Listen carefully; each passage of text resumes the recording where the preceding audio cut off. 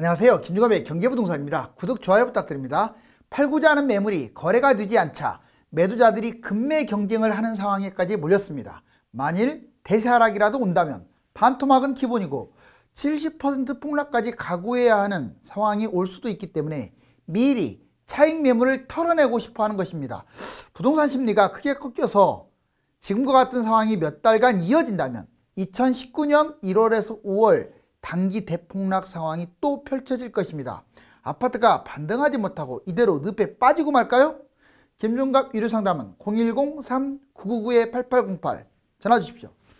집주인 급매 경쟁 난리 났다. 마침내 70% 대지양 공포, 이제 70%를 향해서 줄다름 치는 모양새입니다. 여기 시한폭탄이 있고 아파트가 쭉 추락하는 모습이죠. 자, 이거 2019년 2년 전에 2019년 3월 그 기준으로 집값이 얼마나 그때 빠졌는지 한번 보자고요. 물론 지금은 이 시세보다 훨씬 비쌉니다. 20년, 21년에 폭등하는 바람에. 그래도 이 당시에 상당히 많이 빠졌어요. 먼저 강남부터 볼까요? 아크로 리버뷰 33평 11월달 실거래가 32억이었어요. 1월달 30억, 3월달 실거래 24억. 어떻습니까? 8억까지 빠져버리죠. 단 4개월 만에. 반포리체 34평이 28억, 24억, 4억 빠졌어요.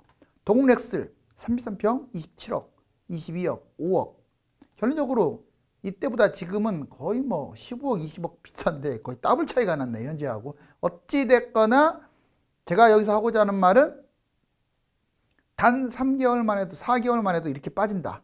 마이너스 8억, 4억, 5억. 잠실헬스 33평 24억이 18억까지 마이너스 6억까지 빠졌고요. 반포주공 42억이 단 4개월 만에 33억 무려 10억이 빠졌어요. 아고정현대 6단지 47평 41억 34억 7억 이게 지금은 50억이 넘어가죠. 자, 이제 대치 음마 34평 26억이 20억 마이너스 6억 빠졌습니다. 단 4달 만에. 잠실주공 5단지 34평 25억이 18억 마이너스 7억. 여기서 드리고 싶은 말은 이 상황이 올겨울에 또 펼쳐질 수도 있어요. 그런데 수도권도 한번 봤어요. 수도권은 얼마나 많이 빠지느냐. 역시 2019년 이번에는 5월 기준으로 집값 폭락 가격을 한번 단기 대폭락 가격이 얼마인지 판단해 보세요. 판교 백현마을 5단지 거의 휴먼시아 33평 최고가 14억이었는데 되게 착한 가격이죠. 그 당시에 실거래가 11.5억까지 빠져가지고 무려 4개월 만에 3.5억. 서현동 시범단지 32평 최고가 10억 매물 8억에도 거래가 안 됐어요. 결론적으로 마이너스 2억 이상 빠졌고, 과천 배량동 주공 5단지 38평 최고가 14억 이게 12억에 거래가 안 됐으니까 마이너스 2억 이상 빠졌다는 얘기고, 철산동 주공 13단지 32평 최고가 7.2억 실거래가 6.2억 마이너스 1억. 되게 싸 보이지 않습니까? 지금으로 따지면. 자, 위례 창곡동 자연엔 센트럴 자이 지금 새것 헌것 할 것 없이 다 떨어진다는 뜻이에요. 자, 84A 34평 최고가 9억 실거래 7억. 이 새 것도 마이너스 2억. 지금 보니까 거의 더블 정도 시세가 올라갔네요. 금매 기준으로. 그 다음에 미사 강변 파밀리에 34평 최고가 7.9억 실거래가 6억 마이너스 1.9억. 자연엔 힐스테이트 33평 광교죠. 최고가 11억 실거래가 9억 마이너스 2억. 지금 보면은 이 하락 거래됐던 거 불과 2년 전인데 이 금매 기준으로 거의 더블이 갔네요. 단 2년 만에.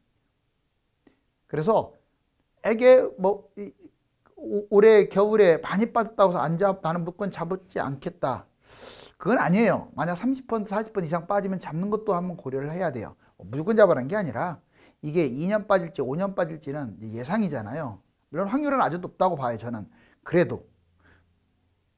자, 그렇다면 이번에 지금 금매가 지금 사실상 마이너스도 이렇게 빠지지도 않았는데 지금 단 2달 만에 이런 현상이 벌어졌습니다. 보실래요? 부동산 대폭락 하락 사례 반포. 자, AID 전용 이거 27평 정도가 11월 서울 아파트 48.1% 거래. 뭔 말이냐면, 자, 얘가 6.7억까지 빠졌다는 거예요. 27평짜리가. 그리고 거래 하락 거래가 지금 반절이 넘어갔다. 먼저 하락 사례부터 보겠습니다. 청담동 PH 129 115억이 92.9억으로 22억이 빠졌어요. 반포동 AID 35억이 28.3억으로 6.7억. 35억짜리가 28.3억. 아까 제가 말씀드렸던 7억, 8억, 10억 빠진 거하고 좀 닮아가고 있죠. 이제 금액이 더 비싸니까 더 떨어지는 거예요. 목동 신시가 13지 16.2억이 10억, 6.2억이나 빠졌고, 자양동 더샵 스타시티 20억, 이게 14억으로 마이너스 6억. 가락동 가락쌍용 1차 14.7억이 10.3억, 4.4억 하락했고, 안양시 인덕원대우 10.4억이 9.3억, 3.1억. 여기 보세요. 겨우 10억대밖에 안 되는 것들이 3억으로 이렇게 빠진 거예요. 물론 고점 대비해서는 아직도 멀었지만 이게 단기간에 빠졌기 때문에 아주 크게 빠졌다고 보여져요. 하락 지표 먼저 거래량을 봤더니 서울 기준으로 10월 2313, 11월 1233, 12월 243 갈수록 어떻습니까? 거래량이 확 줄고 12월 말까지 가봤자 500건. 자, 매매 수급 지수 서울 8월 달에 112.3이었는데 12월 달에 51.8로 100 이하는 매수자가 우위잖아. 100 정도가 아니라 그냥 51이야. KB 시세에서 이거요, 여러분들 30 정도 내려가면 옛날에 2013년 폭락장하고 맞먹는 거예요. 지금 얼마나 매수자들이 사라졌는지 알겠죠. 주택 잠재력 지수 인천은 49.5, 경기 33.8, 서울 3.8. 뭔 말이냐? 숫자가 낮을수록 매수하기가 어렵다는 거예요. 서울은 진짜로 매수할 사람이 3.8밖에 없는 거예요. 100명 기준으로. 인천 49.5, 경기 33.8. 정말로 집값 많이 뛰었죠. 이 정도로 지금 줄어든 거야. 시세 서울 0.07, 수도권 0.10, 전국 0.09, 이제 0.0으로 놀고 있죠. 얼마 전만 해도 0.5, 0.4 이렇게 막 올라갔었잖아요. 거의 10분의 1 가까이가 막 추락을 했어요. 사실상 실거래는 마이너스입니다. 시세만 지금 이렇게 플러스로 돼 있는 거예요. 자, 매물 적체. 매물이 얼마나 쌓여있느냐. 11월 달에 10%가 증가했던 게 12월 달에는 25% 증가. 매물이 자꾸 증가하면서 매도자끼리 경쟁이 붙는 거야. 하락거래 11월 48.1%인데 현재 12월 끝나지도 않았는데 70%나 진행 중. 자, 이제 2007년에 2032년 지역별로 부동산 폭등락 시세, 이것도 상당히 중요해요. 앞으로 이렇게 진행될 가능성이 높고, 여기까지는 팩트, 세 가지는, 이 뒤는 예측입니다. 이 팩트를 바탕으로 한 예측이니까 거의 실효성이 높아요. 자, 12억 주고 산 아파트가 지금은 9억. 강남권 평균가 14억이었어 2007년에. 이게 2013년에 8억까지. 거의 이렇게 보시면 반토막 가까이나 더 떨어졌거나 덜 떨어졌거나 거기서 이 평균이 이렇게 떨어졌다는 건 대단히 많이 빠진 거예요. 그런데 지금 보세요. 22억으로 엄청 거의 3배 뛰었네요. 자, 얘가 빠지게 되면 11억입니다. 뭐 거의 이렇게 보여요. 26년을 바닥으로 칠 때. 자, 근데 또 올라갑니다. 22억 신고가 찍고 28억. 2032년을 꼭지로 보고 있어요. 물론 이 연도는 하나의 기준이에요. 약간 변할 수는 있죠. 14억, 8억, 22억, 11억, 28억. 점점 우상향은 하네요. 자, 서울시 평균가 7년에 7억이었다가 13년에 4억까지 거의 반토막으로 떨어졌고, 얘가 3배 뛰었어요. 12억입니다, 현재. 그런데 얘 반토막 날 것 같아요, 6억으로. 그러면 다음에 뛸 때는 3배 뛰니까 18억. 자, 이제 경기도 평균가가 4억이었는데 얘가 2013년에 2.5억까지 추락을 했다가, 자, 2021년 7억. 정말 많이 뛰었죠? 자, 그러다가 2026년 폭락을 하면 반토막 3.5억 정도로, 그리고 또 뛰면은 7억에서 좀 더 오른 10억. 결국 지금 시세보다는 그렇게 많이 안 뛰어요. 서울은 더 뛰었죠.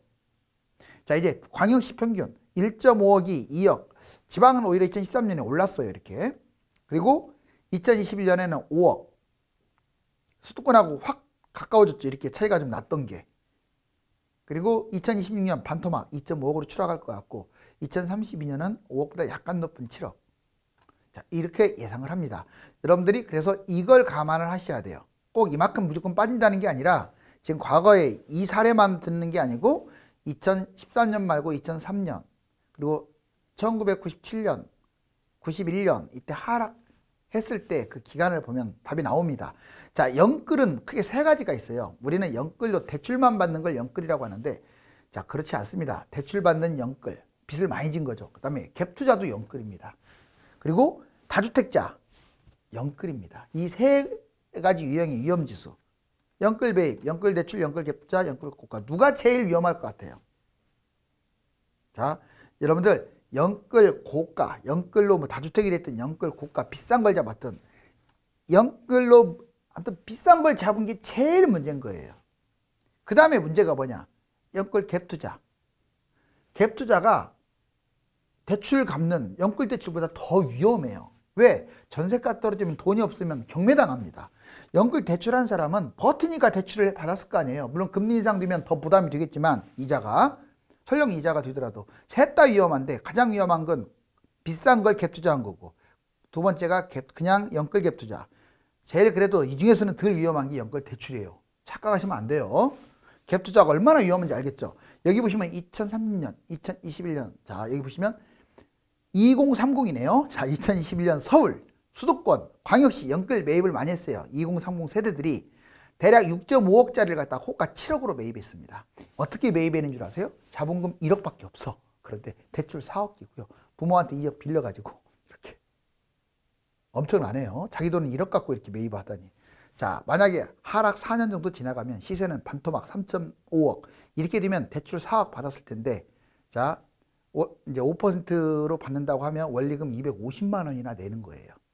그런데 반토막 나가지고 자기 자본금은 이미 다 사라졌고 부모 돈까지도 사라졌어요.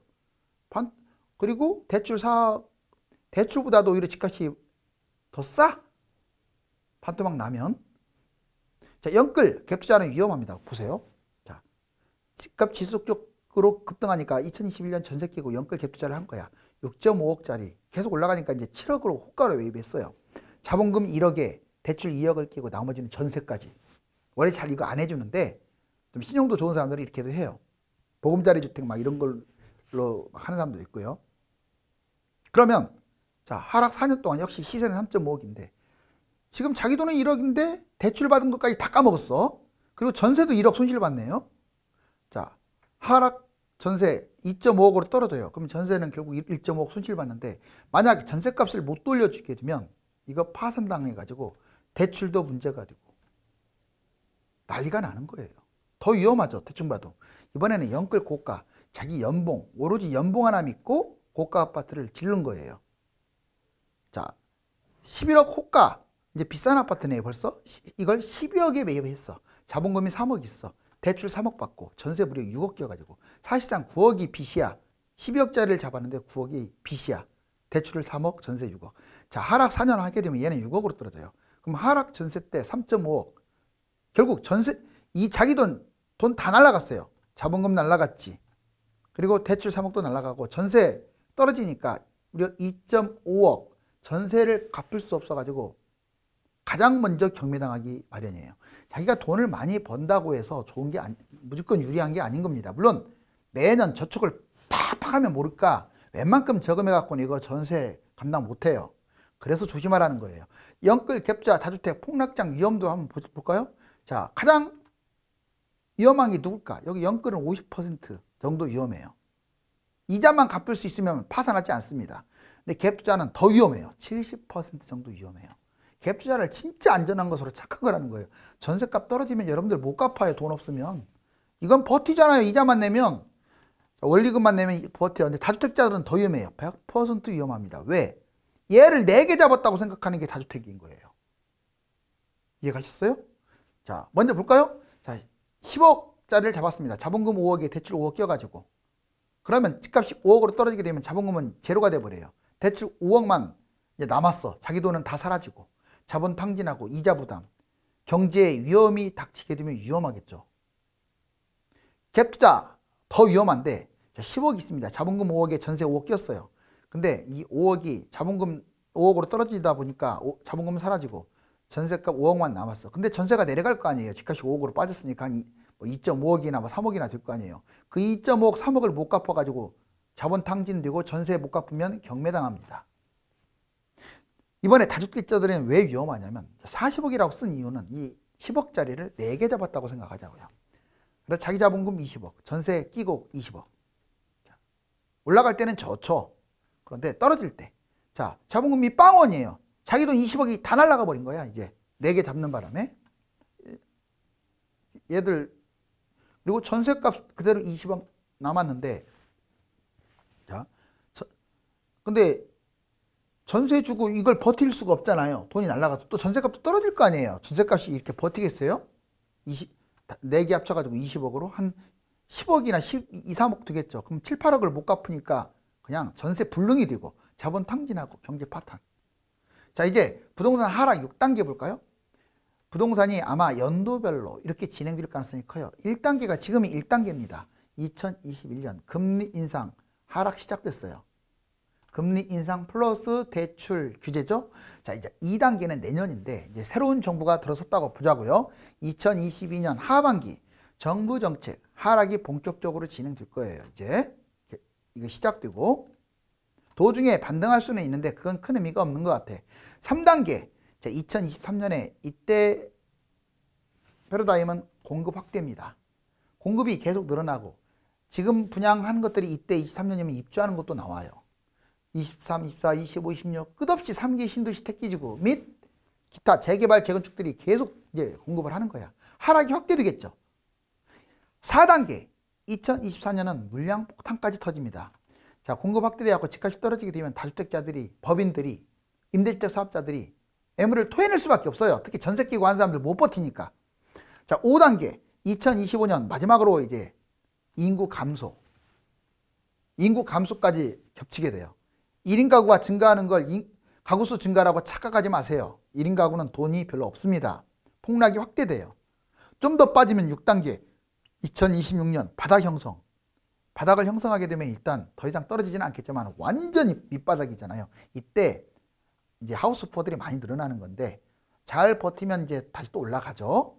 그런데 문제가 있습니다. 차별적으로 상승해요. 바닥 쳤다고 다 뛰는 게 아니라 강남이 가장 먼저 뛰고 한 2, 3년 있다가 또는 1년 있다가 서울이 뛰고 한 3, 4년 있다가 경기도 중심 지역이 뛰고 4, 5년 있다가 외곽이 뛰고 지방은 더 늦게 뛰어요. 5, 6년, 6, 7년 있다가 뛰는 거예요. 이게 과거의 패턴이었는데 이번에는 이제 몇 년 만에 뛸지는 봐야죠. 아무튼 1단계부터 6단계까지 과정 알겠죠? 다 테마가 있어요. 이렇게 연도별로. 그 다음에 서울, 경기도, 광역시의 폭락 특징.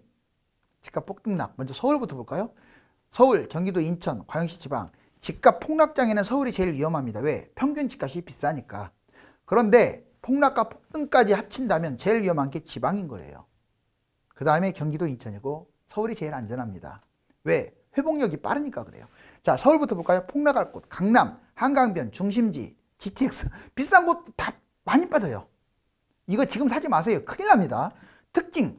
상승장에 대신에 얘들은 이제 폭락 많이 하는데 상승장에 회복이 빠르고 신고가를 다 찍을 거예요. 결국 얘들 다 신고가 찍는다고. 그런데 당장 신고가 찍는 게 아니라 폭락 후에 한참 있다 찍잖아요. 외곽은 서울도 외곽 지역 있죠. 회복이 조금 늦고 거래 부족으로 고생을 하지만 결국은 서울이기 때문에 신고가 다 찍는다. 경기도, 인천 볼까요? 폭락, 분당, 동탄, 송도, 중심지, GTX 있는데 완전 망할 것 같아요.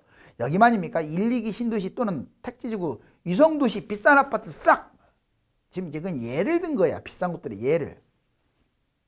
특징, 상승장에 회복도 느려요. 서울보다 느립니다. 그리고 신고가를 찍기는 할 것 같아요. 중심지니까 이런데. 소폭 신고가예요.